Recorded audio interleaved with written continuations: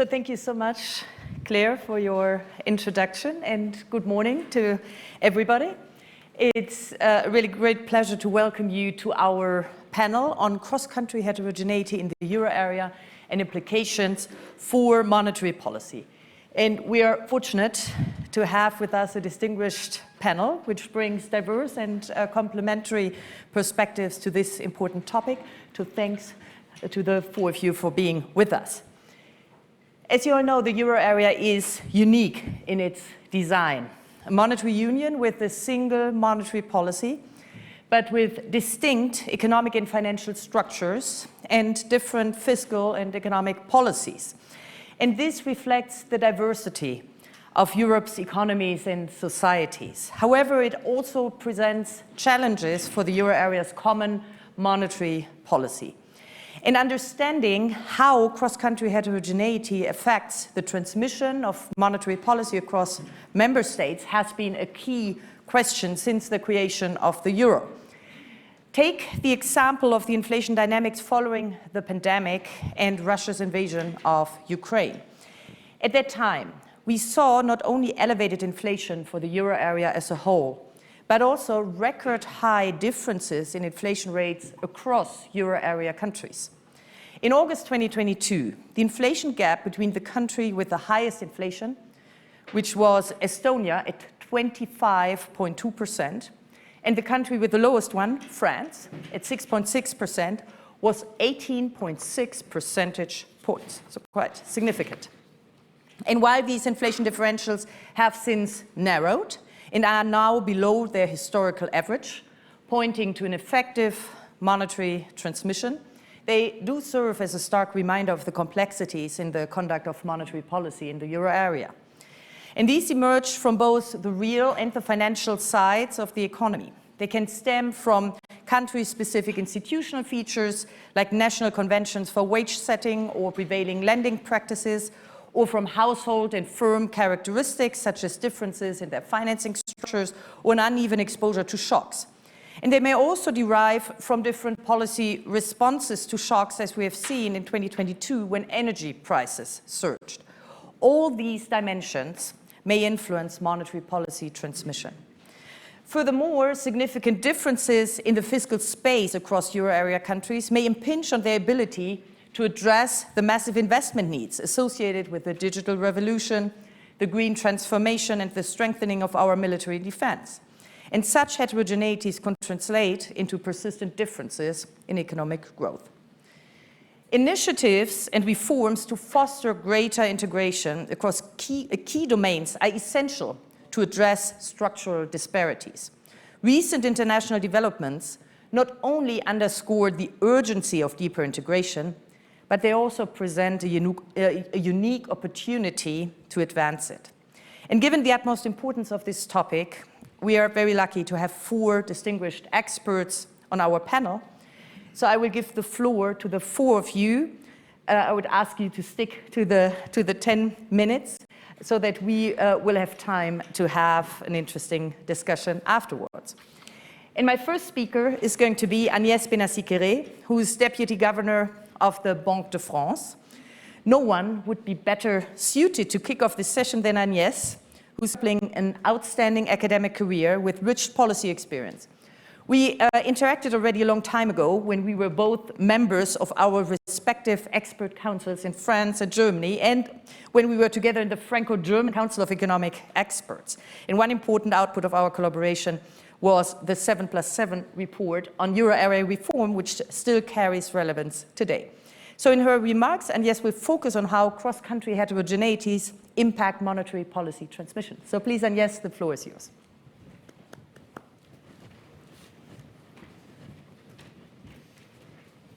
Thank you very much, Isabel, for your kind words. Thanks for the invitation. I'm very happy and honored to be here with you. So let me focus on two sources of heterogeneity of monetary policy transmission across member states. The first one is the pass-through of policy rates to lending rates, and the second one is nominal rigidities.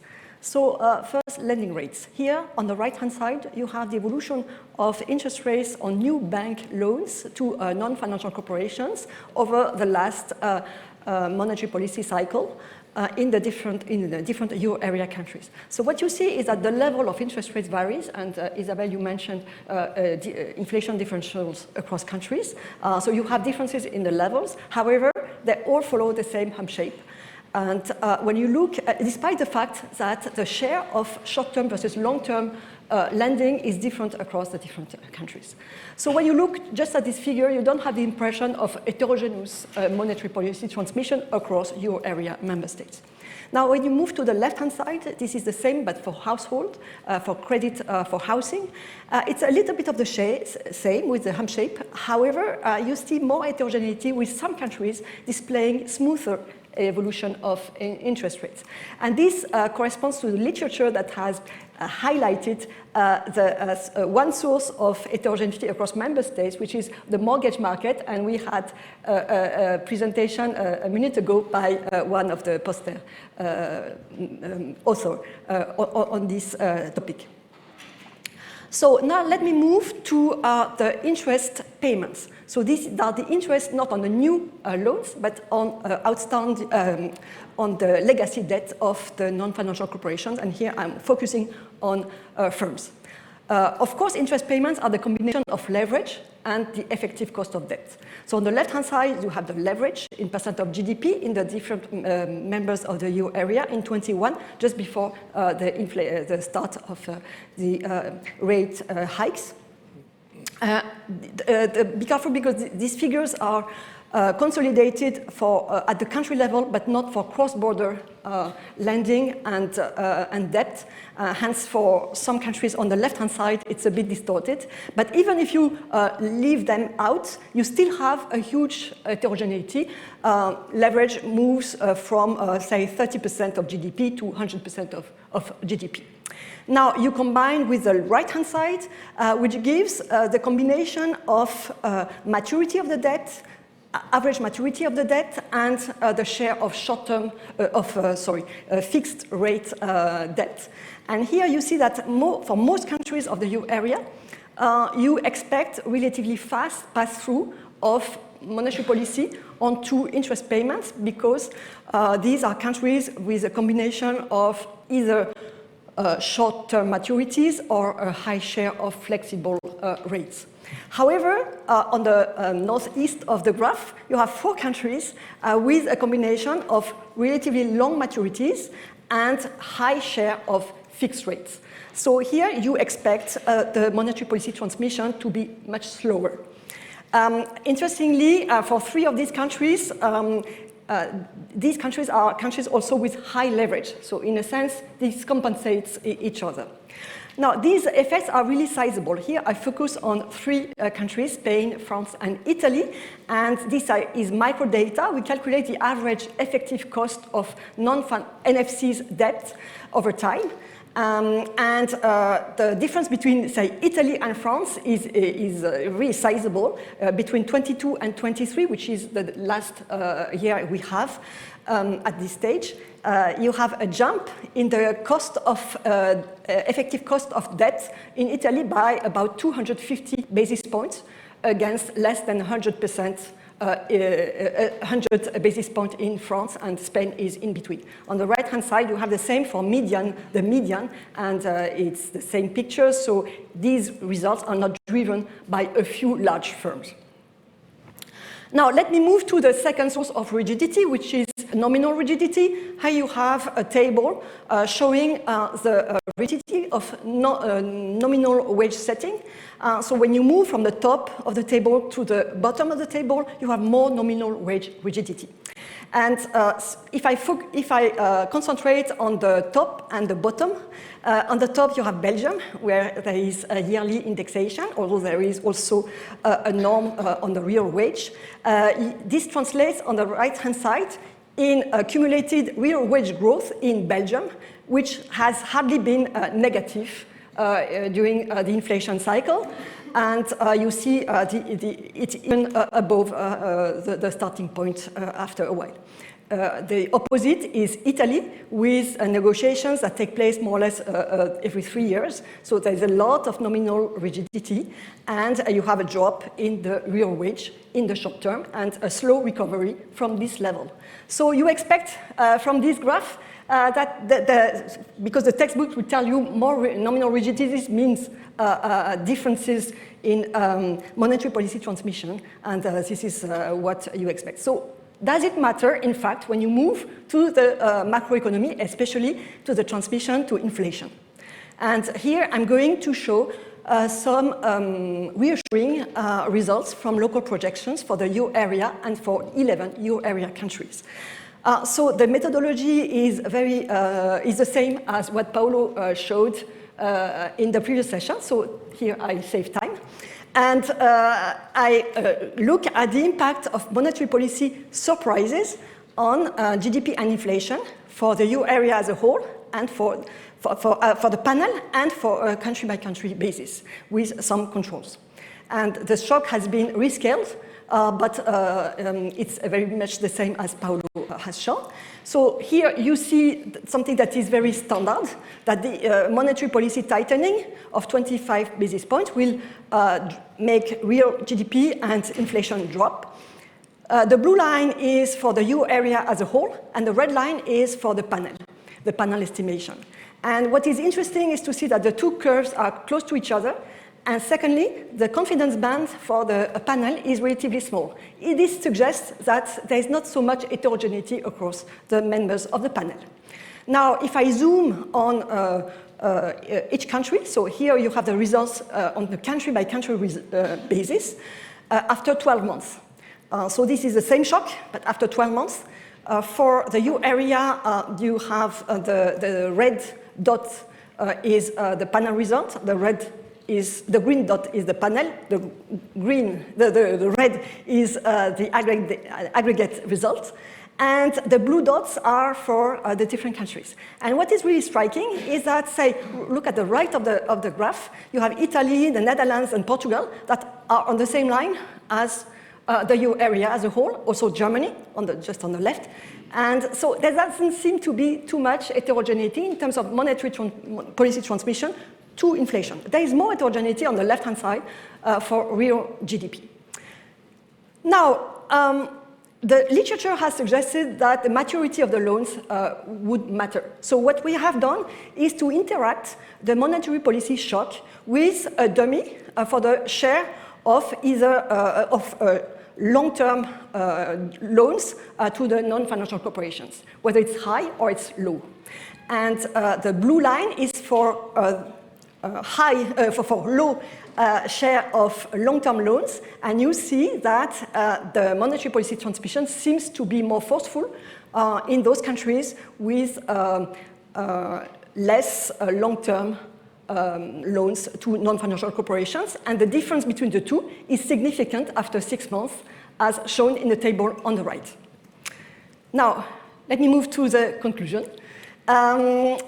There are significant structural heterogeneities across euro area countries, no doubt about that.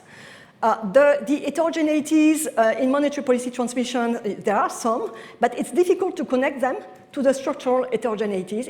And on the whole, in terms of transmission to inflation, it doesn't seem to be so much marked across the member states.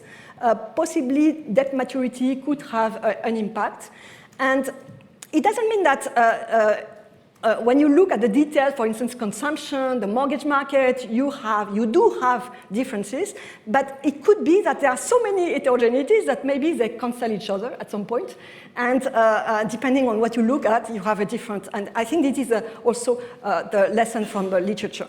Now, coming to the presentation by Paolo this morning, I think that the heterogeneities within euro area countries may have more implications, actually, for monetary policy at aggregate level, at the euro area level. Let me mention just one, services versus goods. We know that the price setting in services and in goods are extremely different.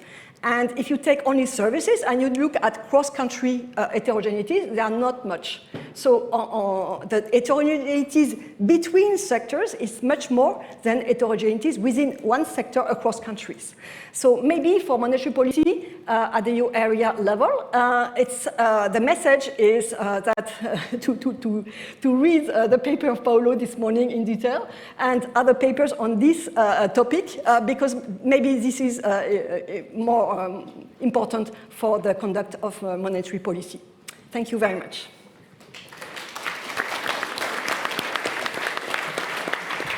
So thank you very much, Agnès, for a very interesting and clear presentation and an interesting message. So now we're going to move on to our second panelist, Luca Fornaro, who's a senior researcher at CREI and professor at Pompeu Fabra and at Barcelona GSE. He has written, among many other things, a very important paper on stagnation traps, partly while he was part of our L'Enfant Laissé fellowship program. And he's a recipient of both an ERC starting and consolidator grant on the topic of productivity growth. Today, Luca will shed light on how heterogeneous public debt levels may lead into a situation that a single monetary policy cannot deal with easily, and I hope you're going to tell us what can be done about it. So the floor is yours, Luca.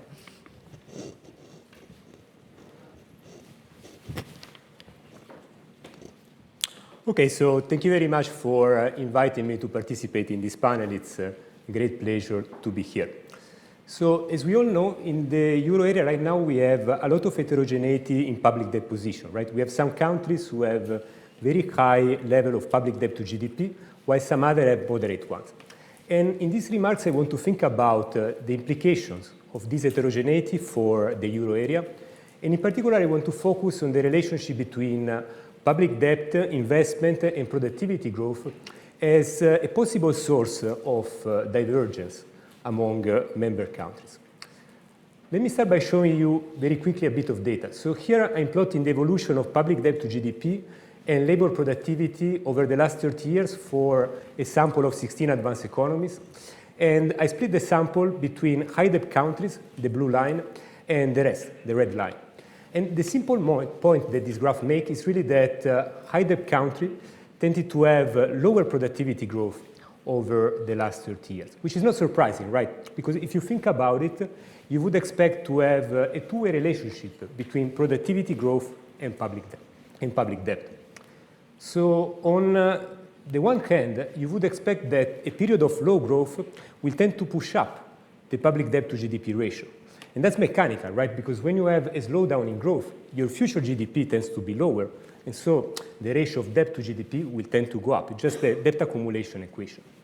And that's what the red line in this diagram is capturing, the idea that a lower growth rate will tend to cause an increase in the debt to GDP ratio. But especially for high debt countries, some reverse causality might be at play. So you can think that when you have a high stock of public debt, in order to sustain it, the government will have to implement fiscal measures that will generate distortion and that will trigger a slowdown in investment and so a slowdown in growth.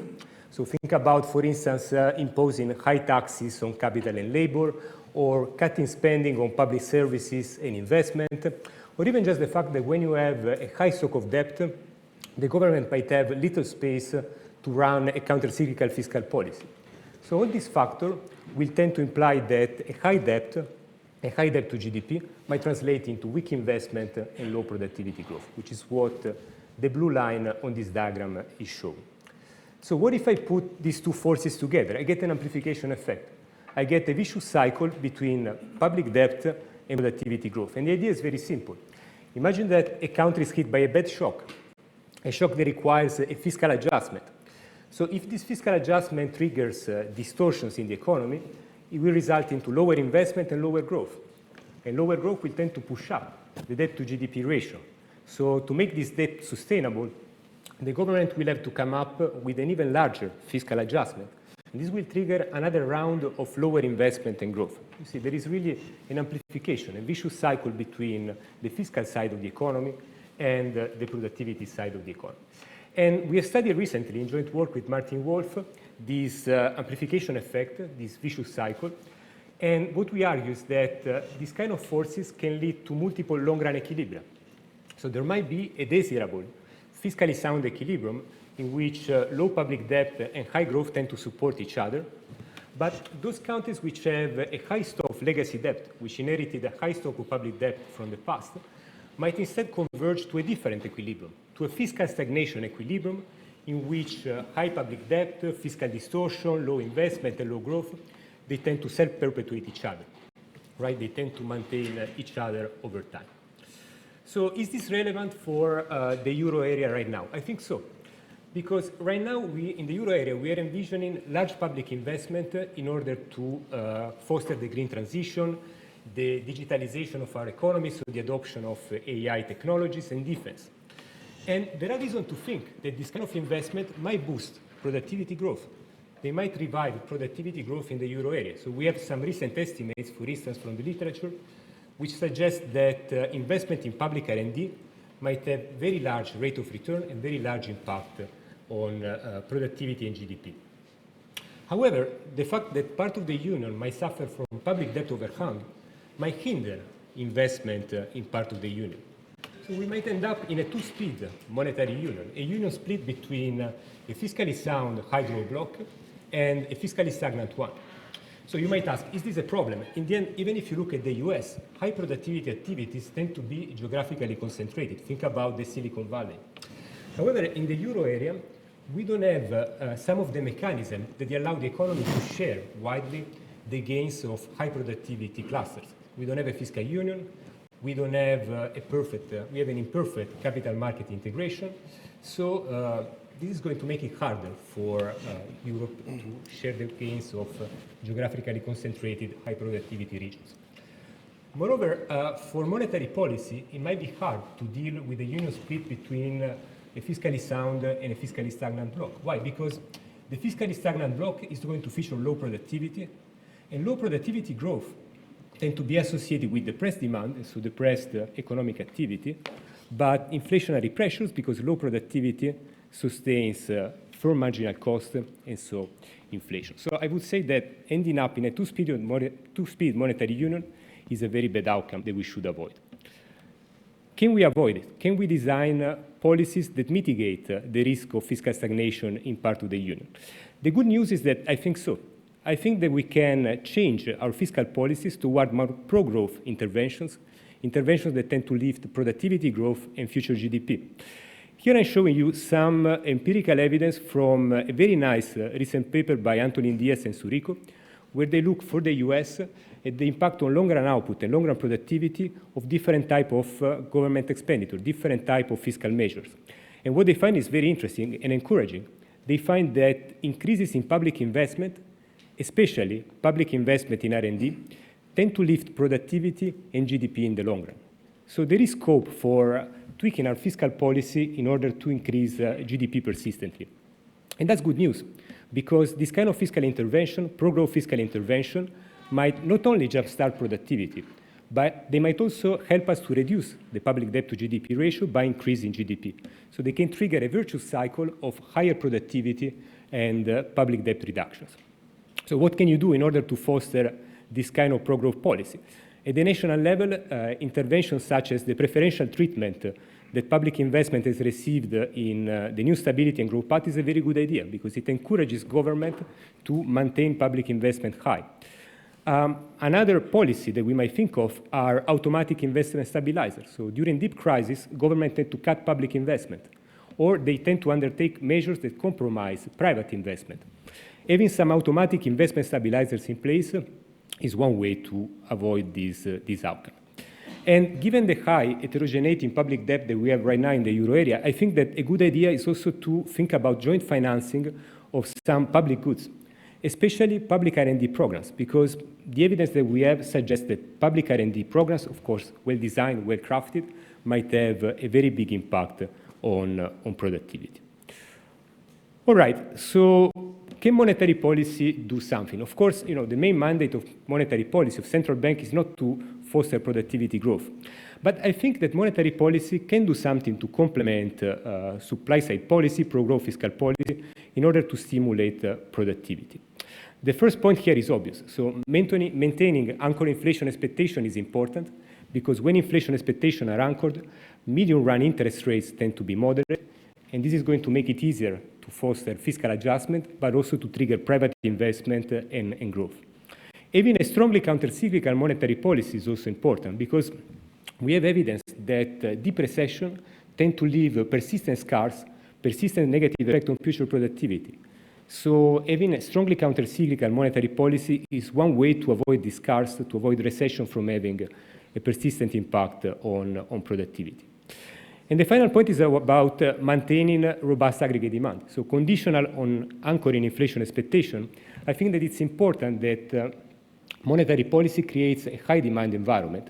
Why? Because in the end, firms invest in order to increase their productivity to capture profits. So when are the incentives to do so, to increase productivity for firms high? When there is high demand for their product. So I think that maintaining a high demand environment is also important if you want monetary policy to help boost productivity growth. Okay, thanks very much.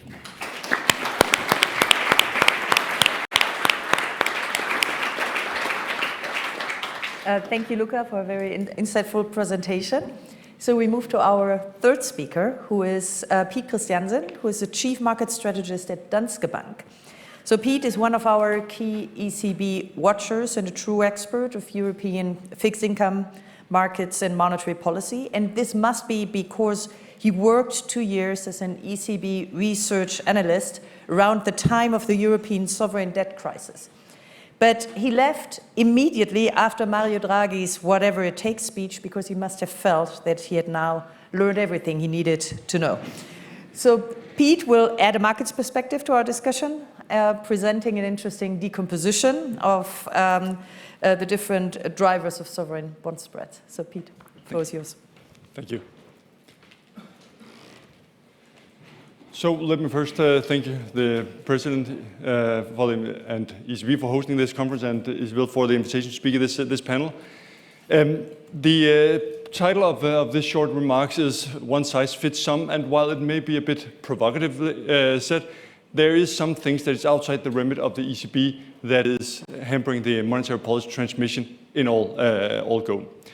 So what we do here is basically try to decompose what is driving sovereign yield spread versus the OIS rate. So basically, what is the sovereign risk premium here? So we divide this into you can say country-specific factors that would be decomposed of a fiscal risk premium, a term premium, a funding rate, and a residual. So the idea is that we can identify what is country-specific and what is non-country-specific drivers on this. So the countries that we'll look at is Germany, Italy, Spain, and France, simply for the reason of liquidity, and this is the biggest issue where we could do this, because again, this is a meta study where we actually take this from a financial market perspective. And while we could argue that euro area is one entity, markets do really not trade it as that. That's why we would do it like this. So in the model, we say that the fiscal risk premium is captured by the CDS. The term premium is captured by the ACM model developed by Fed staff a couple of years back, and the funding rate is observed in markets by the T-bills. We need to differentiate what is peace times and what is war times, and this is maybe a bad choice of words in terms of crisis versus or stress times versus calm times, because in the case of stress, ECB needs to respond irrespective of really drives this spread widening. But at peace times, they need to be more vigilant about how they actually go about this. And then importantly, the residuals. So when we compose the sovereign spreads into these country-specific factors, we also look at the residuals, because the residuals is something we actually need to discuss, especially in these peace times. So what we see in our results is that compared to the range of residuals between these four countries, that relative to the pre-GFC episode, we are actually seeing a more homogeneous monetary policy transmission across the bond markets. But at the same time, we also see it's slightly more diverse relative to the very large QE episodes we saw from 2014, 15, and onwards. But the reason why that the residuals are so important is because this captures both liquidity, scarcity, not least, because there's also the flip side of having large-scale asset purchases, collateral frameworks, and the liquidity operations that we saw back then. And most interestingly, when we dive into the discussions, especially in the case of Germany, I'm going to show that on a chart later, that we actually see these residuals going from negative to positive because you see this less impact from the ECB's balance sheet on the bond market here. So a case study that we also found quite interesting to look at was in the run-up to the recent rate hike cycle. So as you all know, that ECB came with the first rate hike in July 2022. And in the run-up to that, there was building market expectations for increases in the policy rates. When we decompose this, we actually see what happened up until in the first half of 2022, that you actually see a term premium rising.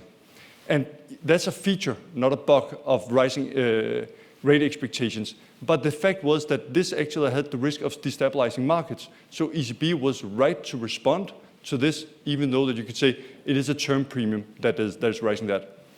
The important thing to say on this is also then that once you then calibrate these measures, you need to be very, very diligent on how you actually do it. So you need to do it in a way that you do not actually lift inflation expectations further on. So in this instance, you would say ECB was right by announcing the then to be CPI after the ad hoc meeting, but it was also very, very important that the calibration was done in such a way that it addressed a transmission problem and not actually an inflation problem. So kudos on that calibration on that one. Now, if we bring it to the discussion to today, coming back to what we saw in Germany, that you especially see that you see a reduced market footprint, that the scarcity premium is essentially gone.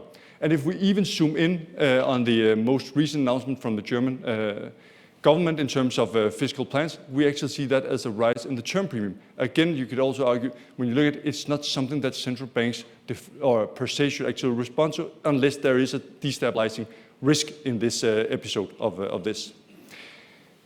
And finally, I would also say when you look at the most recent case for Italy, if you then look at the past 2 years, what is also interesting is that you see the spread tightening is actually driven by the fiscal policies. It's the CDS that's really compressing that. Again, I would actually say that's a rather healthy sign.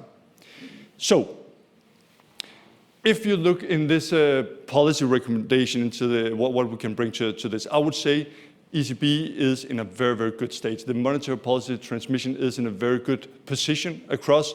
We see that with the bond market pricing, as we just described there. A reason for that, not least being the fiscal stance that is more solid than it is.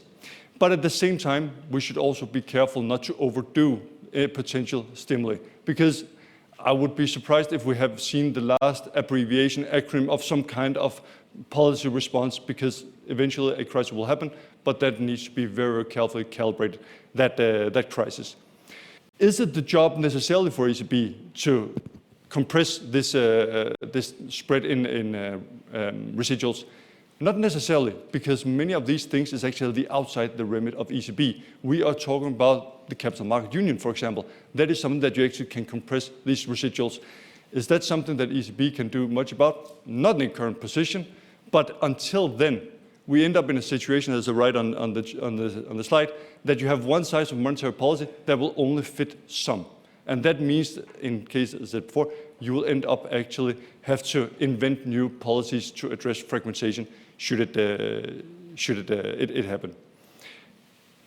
I'll leave that with the words. Thank you.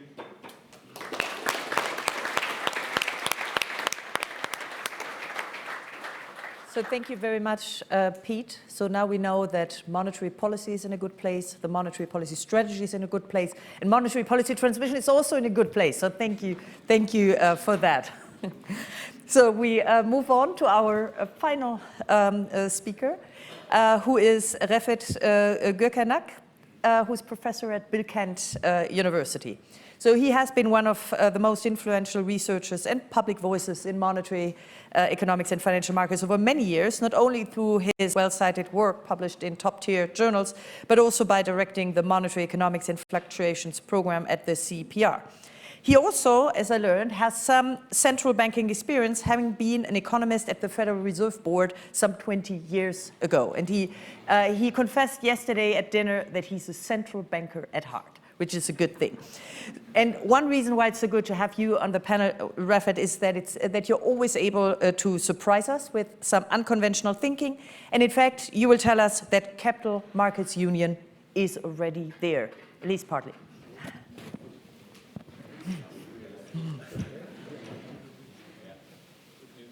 As exemplified by this panel, every discussion about the euro area monetary policy is accompanied and usually led by its heterogeneity, how different the countries are from each other. This is wrong. It's not wrong that the countries are there and they are different from each other, but it's wrong that this takes precedence over the euro area aggregate. It's really important to remember that the euro area itself is a legitimate economic entity and that the ECB has a mandate defined over it. Heterogeneity is everywhere.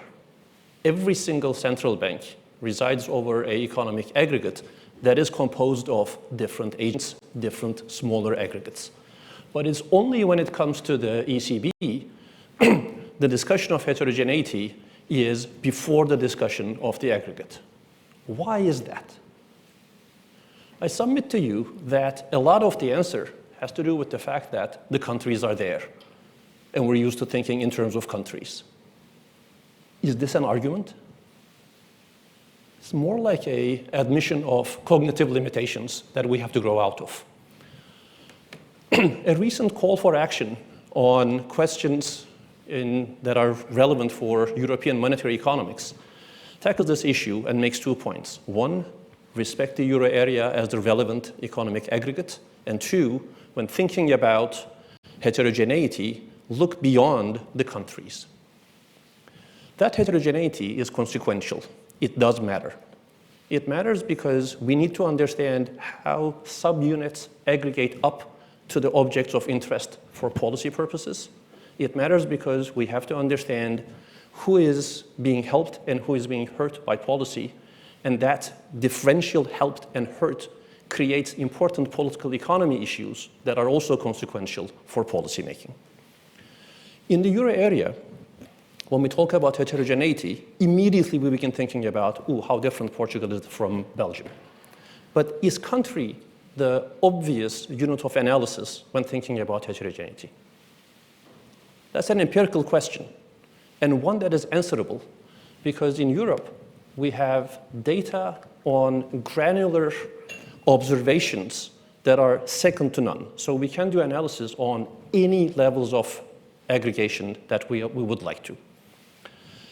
In work by the same great Altavilla, but different great paper, the data comes from Unicredit, the central registry of bank loans in the euro area. By looking at tens of millions of bank loans, we can ask, at what levels of aggregation are the bank loan spreads, the loan rate over the safe rate, the OIS rate, common? Are these, or to what extent are these summarized by the country, the issuing bank, the receiving firm, and residual idiosyncratic variation? Ta-da! It turns out half of it is country. So if you thought country really matters, it does really matter. On the other hand, if you're so obsessed about this half, it's perhaps worthwhile to think about the other half as well, which is the banks, the firms, and a little bit of idiosyncratic variation. That heterogeneity is carried over to monetary policy transmission. I'm not going to spend much time here, but monetary policy tightenings behave differently from monetary policy easings. And in particular, QE has not only tightened the sovereign spreads, but has helped the bank loan spreads at the level of the banks and at the level of the firms. It can also show that this was particularly driven by those banks and firms that needed the help the most. So, good job. Now, given that country is the single most important determinant of bank loan spreads, should we conclude that, see, we knew it? If we're thinking about funding cost of firms, look at the country. That still is an empirical question. And for that, we can turn to corporate bond market. In work by two outstanding ECB economists, Livia Kitsu and Sofia Gori, the corporate bond market is subject to the similar analysis.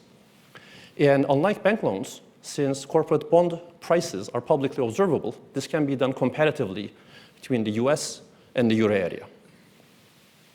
So we can ask, for monetary policy transmission to corporate bond spreads, how important is the issuing firm's state in the US and country in the euro area? No one here is going to be surprised that in the US, state doesn't matter. This is almost a sanity check.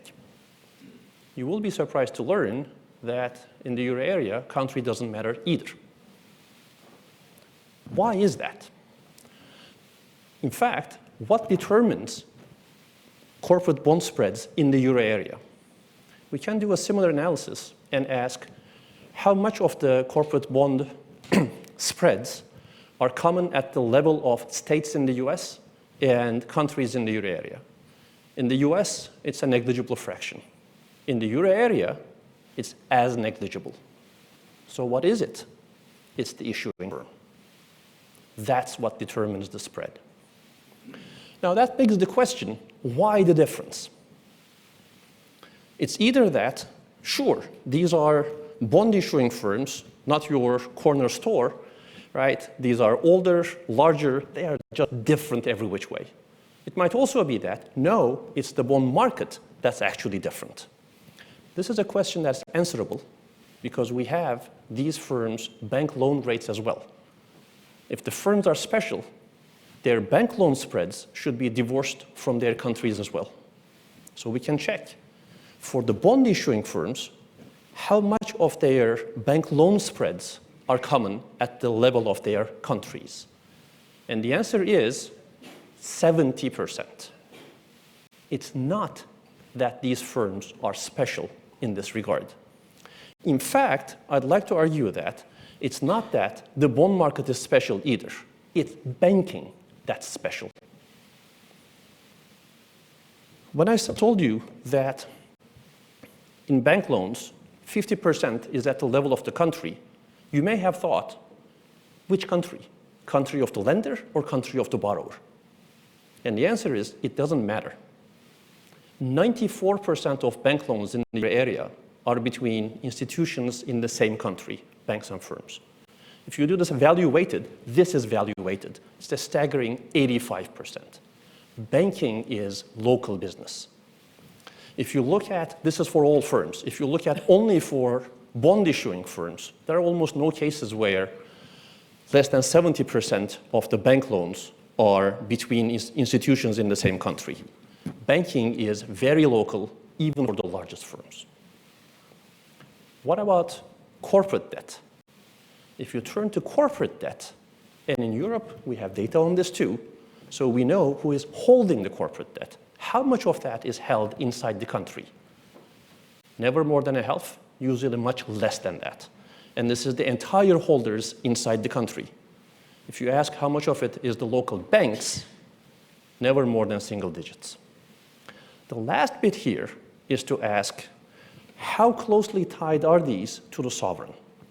So what we're going to look at is to ask, look at the sovereign spread, so the municipal spread for US state bonds and the sovereign spreads for the Europeans, and regress that, or use it as the regression, for bank bond spreads and non-financial corporate bond spreads. The whiskers are the confidence intervals, so they include 0, telling us that there is no statistical story to be told for the US, neither for, or either for banks or for non-financial corporates. In the euro area, it's the same for the non-financial corporate bonds, but bank bonds are intimately tied to their sovereign spreads. Banking is local business, and banking is very affected by the sovereign in the euro area. It's those two things that make banking special. I dumped a lot on you, so let me recap, and I hope you're going to remember these bits from this presentation. 1, respect the euro area as the legitimate unit of analysis. It has to come before its heterogeneity. 2, banking is special. Banking is a relationship, or a bank loan is a relationship between one borrower and one lender. Who that lender matters a lot. And for banks, where that lender is matters a lot because banks and sovereigns are intimately related to each other. That's not the same for corporate debt. Corporate debt is one borrower, many lenders, diffused over a wide geographic area. Hence, no such country-based heterogeneity here. This is the sense in which, although we are very happy to bemoan the lack of a unified capital market in the euro area, for corporate debt, unification doesn't get deeper than this. It's already there. It does also suggest an obvious policy implication. If country-based heterogeneity is seen as a bad thing per se, and maybe it is, maybe it isn't, but if it is, and if it's impossible to divorce the banks from their sovereigns, then get your firms to issue more corporate debt. That seems to be a natural policy implication. Thank you very much.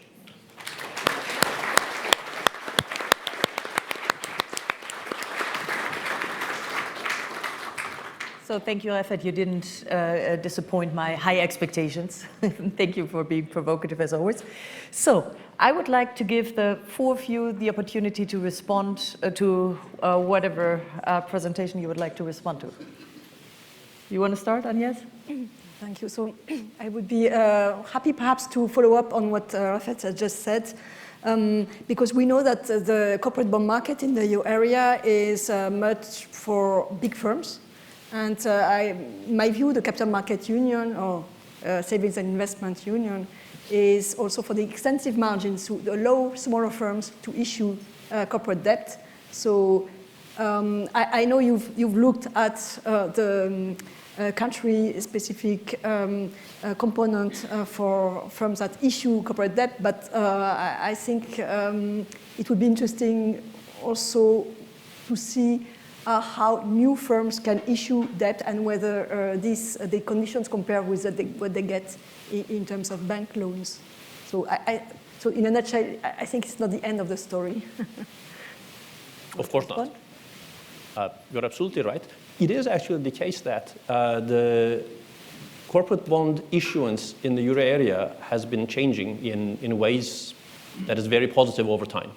So if you look a decade ago, the US and European, by size, issuance distributions are very different, right? Now, euro area has more or less caught up in terms of smaller firms also issuing. But overall, corporate debt in the euro area is still much less than that in the US. Yeah. It's not very clear to me why that is the case, whether this is a regulatory issue or just an awareness issue. And those who issue the debt are also multinationals. So it's not just that the holdings are diversified, but also the markets are diversified. Some, but not all, yes. You have a comment? Yeah, I also wanted to build up on what Refet said, because I think why do we care about countries in a monetary union? Because we have limited risk-sharing mechanism. We don't have a fiscal union, and capital markets are imperfect. So to me, an interesting question is to understand whether we can scale up the bond market so as to achieve a union in which the return to saving of the citizens of the union gets more or less equalized across countries, because that would introduce a dimension of risk sharing. So to me, that's the scaling up is an interesting question, whether we can do it. Sure. This is true in very many ways, right? I mean, within countries, we don't have perfect risk sharing either, which is what leads to a lot of the wealth implications of cycles. And that's particularly true for the euro area. This is one of the things that I see as, it is what it is. It's not that monetary policy can do anything about this, but I am of the opinion that this is a politically fixable problem. And we should not be thinking of this as the ECB's problem, but the EU's problem to be solved. Question for Agnès, and especially your or heterogeneous impact of the GDP and inflation, if you have done this similar analysis, say 10 years ago, to see if it's more diverse or more homogeneous now? So we've not done it, but there are some data limitations on a country-by-country basis. You see the confidence bands are already quite large, but we could, it's a good idea, yeah.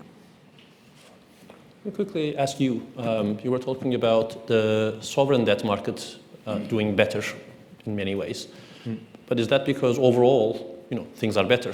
So, or have we systematically fixed something? If we face stress similar to the European debt crisis, for example, do you think that we're going to see fragmentation that's as bad again?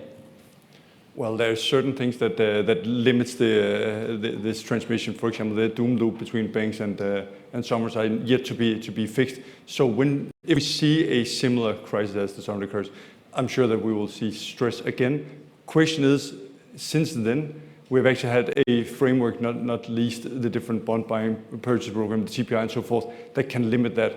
But we're still going to look to the more vulnerable countries first off. And that's why, well, policy initiative to backstop this is quite important. But I would say the tail risk is gone. The tail risk is gone. Very good. Thank you very much. So I would like to open the floor. So I see Joachim already. Okay, so we start with Joachim. Thank you so much for this rich discussion and the presentations.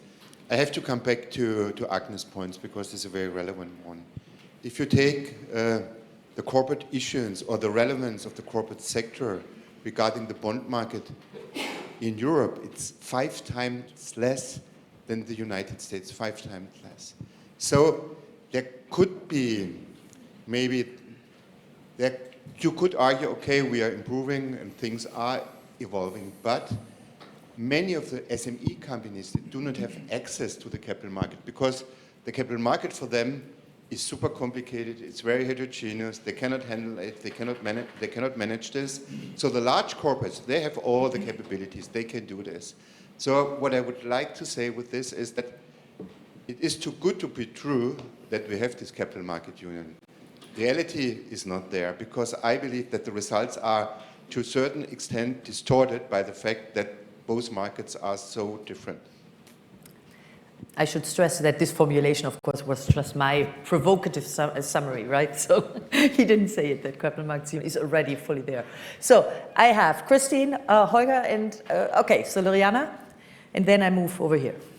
Thank you. And after those 3, we have a short answers, please. Oh, François. Okay, I take you as well. Kristen Forbes from MIT. I want to ask about a source of heterogeneity that you barely touched on, which is differences in the fiscal stance and fiscal sensitivity to shocks. Not debt necessarily, because fiscal policy is not always tightly linked to debt levels, which Luca talked about. But let me just give a concrete example. After COVID, as countries were raising rates, the US had a very expansionary fiscal policy, and that mitigated much of the effect of higher rates on the economy. Stronger growth, stronger employment, probably higher inflation might have required even higher rate increases. In Europe, is there a big difference in the fiscal sensitivity of, say, to shocks? So is there more automatic adjustment across different countries which would affect the transmission of monetary policy? So given the long list that I have, please be as short as possible as you can in your questions. Holger. Okay, Holger Schmieding, Berenberg. I'm interested very much in this high debt, low productivity nexus. Of course, it sounds like a stylized description of Italy. But if I look at which country in Europe recently for the last 5 years has not grown, it's low debt Germany.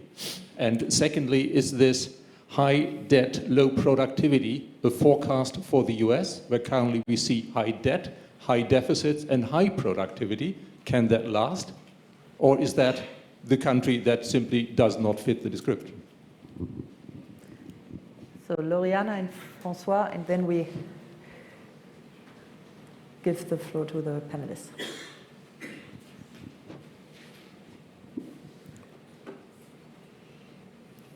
So thank you very much, Loriana Pelizzon from SAFE, Goethe University and Ca' Foscari University of Venice. I have a question for Piet. He was mentioning, the fact that this residual can be affected also by scarcity. And so the question is, how much really the ECB can do on this issue, maybe by enlarging the security lending facility or reducing the spread? And then I have a question for Refet. It's true that in Europe we have this capital corporate bond market, but on top of on the fact that it's not so large, it's far less liquid than the one in the US. And it's not going to help the small and medium enterprise. The question is how much securitization eventually can help on this direction. Thank you. François? And you can already prepare your short answers, if you can. No, thank you very much to the four presenters, with a special mention for Agnès, which you will understand. But two short remarks. First, about capital market union. Can I introduce another elephant in the room, which is equity? I think our main gap of funding for corporates compared with the US, it's not in the bonds. It's not in the partition of debt between bank and financial market. It's a shortage of equity. I don't know if it has consequences for monetary policy, but I'm sure it has deep consequences for European innovation and growth. And capital market union is mainly about equity. Second, coming to Agnès' presentation, in the second slide you presented, could you come back to this issue of fixed rate versus short-term rate or variable rate? Because I think this is the main heterogeneity we have. I would advocate a large role for fixed rate because I think it does not hamper in the medium term the transmission of monetary policy, but it improves financial stability. But could you elaborate a bit? All right, so who wants to start? I can you start, Piet. Because on the question for Christian about the sensitivity to shocks, I would say we don't have much data to really backtest this across horizons because all crises are different. But I would claim that the sensitivity has gone down, given that we've removed the tail risk of a euro breakup over the past 15 years. So I would say that the sensitivity has gone down, but I don't have numbers on how much that has gone down. And the question on the residuals, I would actually say that ECB can do quite a lot because part of the reason why we saw these negative residuals during the period was a flip side of the large-scale asset purchases and the collateral frameworks that was there. So they do actually have a large role to play. But that has been unwound. That's why I would like to say we see more healthy bond markets now on this, and especially it's the German case to be quite direct. That is what has been lacking. Could security lending do something? Certainly, it has mitigated it, but it's just different. It all comes down to the price, but it's just different whether or not you actually have the cash collateral or you go to the ECB operations to do that. But good questions. So in terms of the fact that issuing corporate debt in the euro area still isn't easy, that's absolutely correct. The point about unification is that conditional on having issued, it doesn't matter where you reside. That's the sense in which that market has unified. In terms of the issue about equities, that's not something we studied yet, but that's clearly important. And I agree with you that when people talk about capital markets, that's what they have in mind. Right? Public equity, private equity, in particular things like venture capital, right? And those are the markets that are much smaller and much more fragmented in the euro area. And for Loriana's point, it's going to depend. So whether securitization is going to help. This is a question about, there are still a lot of bank loans. Banks are tied to the sovereign. So perhaps we can make the bank loans look more like corporate debt by packaging them and having them market traded. The details are going to matter a lot, right? If you are able to structure these such that they are truly independent of the issuing bank, it's going to work. If the bank is going to continue to matter, then it's going to look like a bank loan nonetheless. Okay, on the relationship between high debt and productivity, of course, there are many determinants of productivity, and even we would not expect to have a stable relationship between debt, investment, and productivity, because, for instance, this will depend on the borrowing cost that the government will face. A high borrowing cost makes it more likely that the government will implement fiscal measures that reduce investment. And also the fiscal stance matters a lot. What do you do with this public debt? So a country might issue public debt to finance public investment in R&D. We would expect growth to pick up, actually, not to decline. And the last point that I want to make about this is that the relationship might be very nonlinear. So it might be that you start seeing the effect of fiscal policy on growth when the fiscal position gets really bad, when you have a high debt and high interest rates, because that's when the government is going to start to grab money when it can. It's going to start to cut public investment, to tax firms.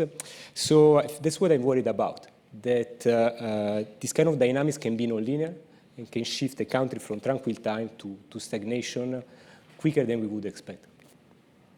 Thank you. Agnès? So, Christine, you raised a very difficult question, which is the one of the policy mix. And so in the euro area, normally there are the same fiscal rules for all the countries, so this is an element of homogeneity. However, the fiscal space obviously is different across countries, and also the political economy differs very much across countries. So you don't get the same patterns across the different countries, and that could be a source. This could be a source of heterogeneity. However, I would not overplay the difference between euro area and non-euro area countries. In our report with Giancarlo Corsetti and Elga Bartsch and Xavier Dobrun, we looked at that, and actually the congruence of monetary and fiscal policy is the exception rather than the rule, I would say, both in euro area countries and non-euro area countries. So it's not so specific to euro area countries. As for my governor's remarks, so of course he's right. I think that what I try to show is that you have two channels of transmission to non-financial corporations. One is the rates on new lending, and there is not much heterogeneity across the countries. And the second one is through the revenue channel of monetary policy, and here you have a very large heterogeneity that does protect the borrowers in the short term when there is an increase in policy rates. And I think this has been very instrumental especially for high debt countries, over the recent cycle. From a macroprudential point of view, you could say that this has protected the consumption, it has protected the macro, and of course now we need to take into account the fact that, for instance, the French firms won't see the effective cost of their debt fall until 1 or 2 years, because there are still some firms that are rolling the debts that they contracted before the inflation cycle.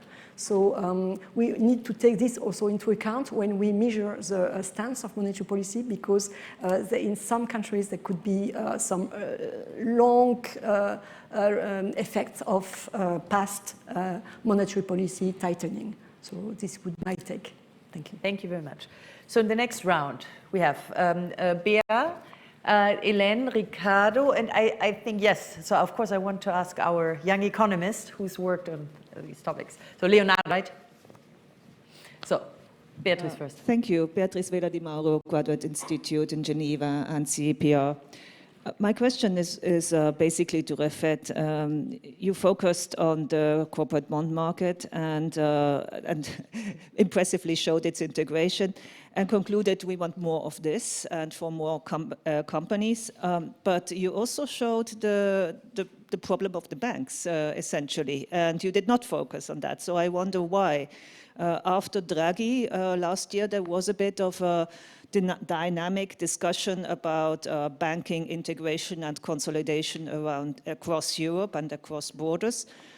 This now seems to be stopped, or at least dormant. Have we given up on that again, or should we give up and just focus on capital markets? Question mark. Hélène?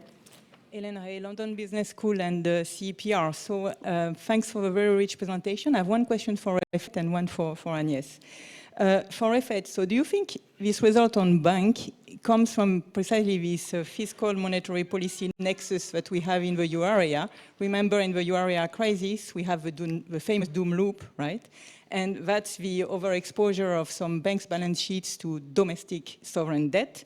So to what extent do you think that that may explain your results? I would be interested in your view on that.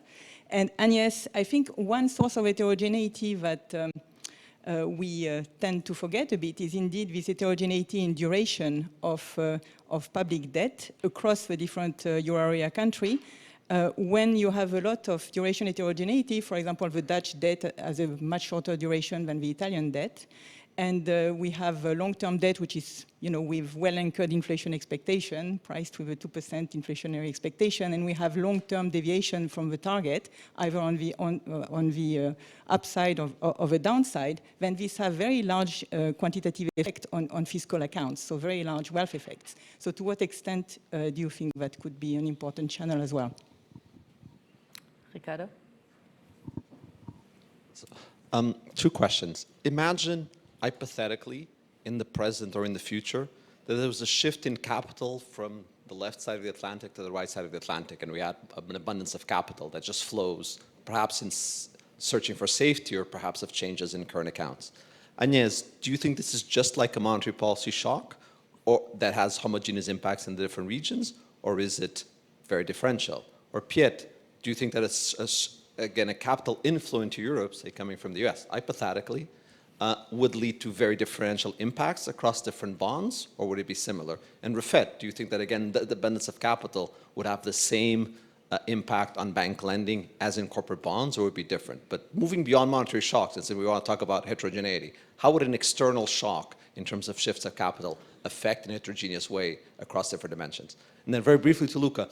Luca, your point at the end on how we needed some joint spending, I mean, we did that. It's called Next Gen EU. It was just 3 years ago. Will it have the very large multipliers and we're about to see them, or does it not quite fit into your story? But how does it seemed like the last 5 minutes you were talking about Next Gen EU, which we literally just did. So why does it not fit? Thank you, Ricardo. So please, Leonardo. Thank you so much. I have a question for Refet. I think the data is very interesting, and it's quite surprising to see such low spreads. But the one take on perhaps actually is that completing the capital market union is even more important because it's probably in these cases should be theory that guides us on whether it's important to complete these sort of unions rather than data. For instance, what we would like to observe are the spreads of firms that can't access capital markets right now because they're cut off. So the shadow cost of that, and that's unobservable in the empirics. And so when we go to theory, then we need to think of financial integration in conjunction with real markets. And the European Union is still a currency unions in which real markets clear at the national level, much more than real markets clear at the state level in the US.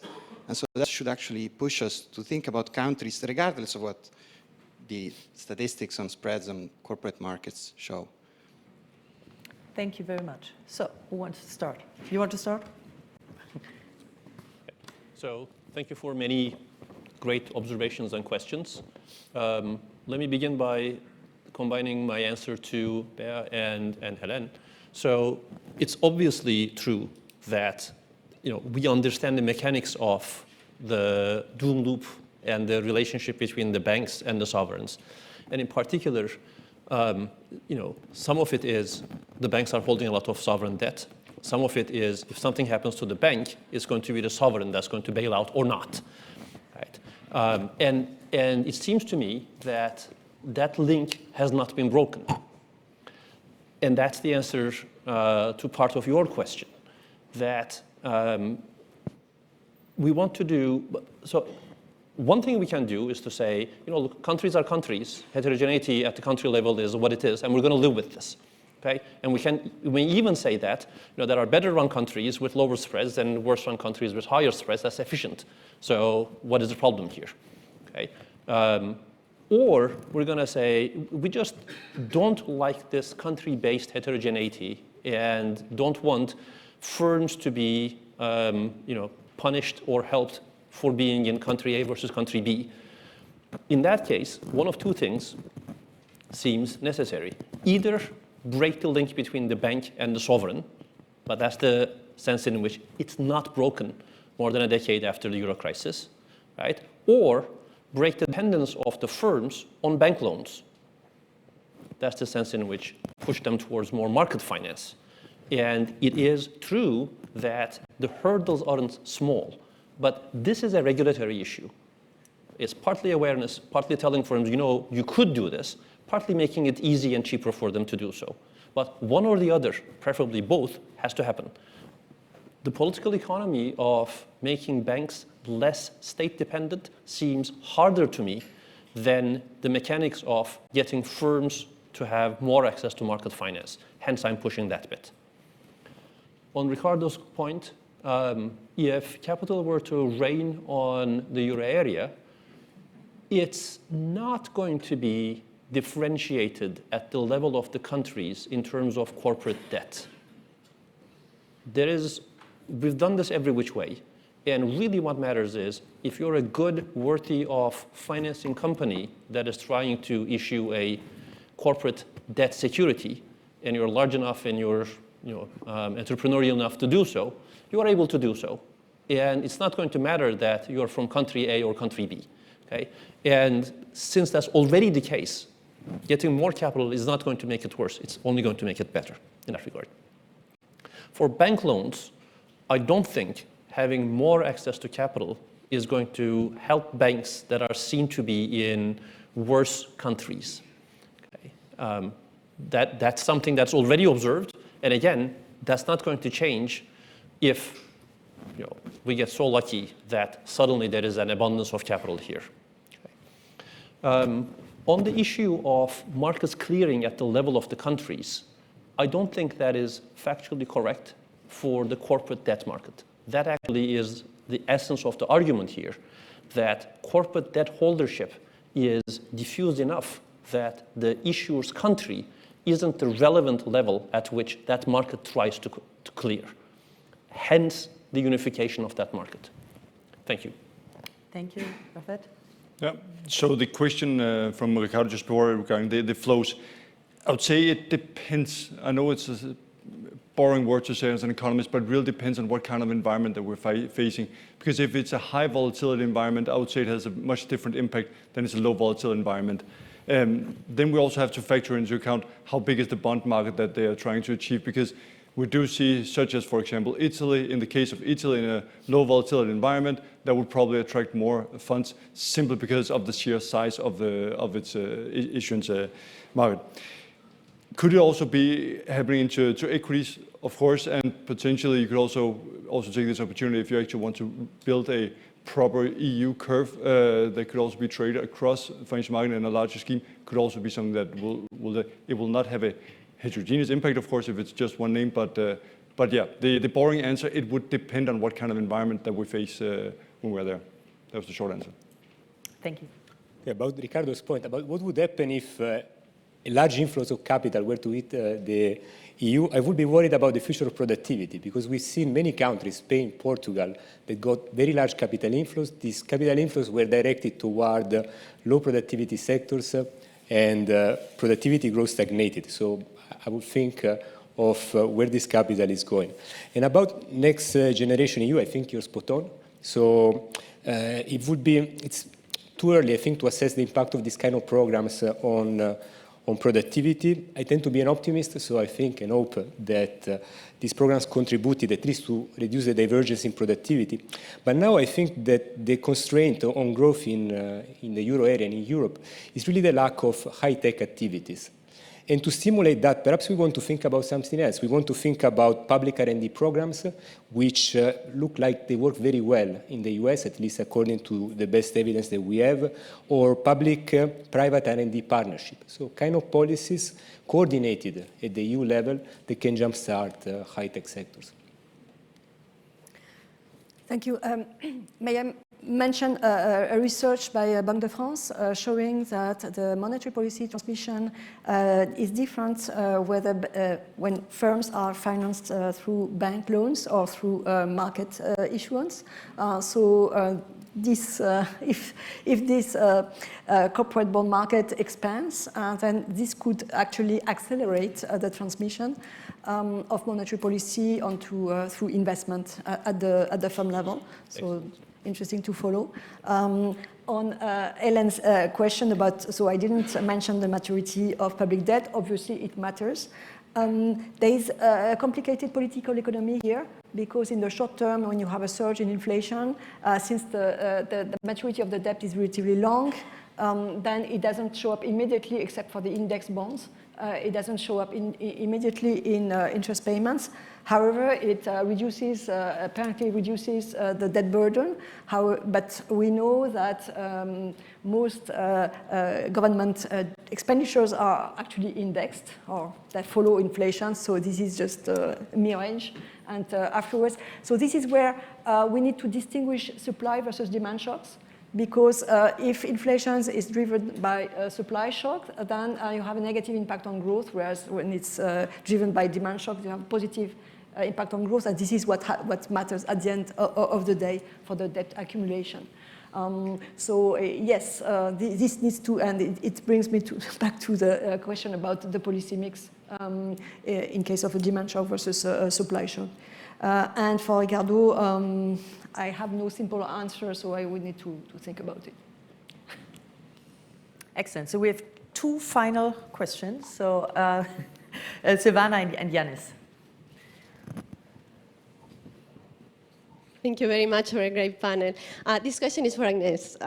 So if nominal rigidities or the mortgage structure do not affect the transmission of monetary policy, as you showed in your results, what's, in your view, the main channel for monetary policy transmission in the euro area? Very similar, actually, question. Agnès, you referred to differences in wage indexation in EU countries, in Eurozone countries. So do you have evidence that the degree of wage indexation, other statutory or coming from labor market pressures or union pressure, play a role in the efficiency or the transmission of monetary policy? And if yes, does the same apply to fiscal policy? So it's all to you. Okay. Thank you. Very relevant question, actually.